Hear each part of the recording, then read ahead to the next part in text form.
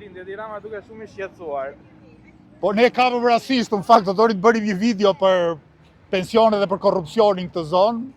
Shohim që po del me vrap nga kryeministria, patjetër që është shqetësuar, me sa mora vesh ka anulluar edhe një pjesëmarrje në një forum ndërkombëtar në Evropë.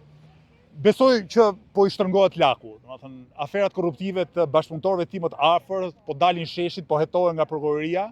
Edhe unë kam përshtypjen që nuk do jetë e largët dita ku do shohim Edi Ramën aty përpara prokurorëve të Spakut. Sigurisht ai ka për borxh të thotë që drejtësia të bëj punën e vet edhe sikur të jetë vetë në mbranga. Një lloj si Erion Velia i vazhdon të jetë kryetar bashkie nga Burgu dhe Edi Rama do të kërkojë me dojmos që ta qeverisë Shqipërinë edhe kur të përfundojë në Burg ose në paraburgim, mirë po qytetarët e Republikës së Shqipërisë duhet kërkojnë më shumë se kaq.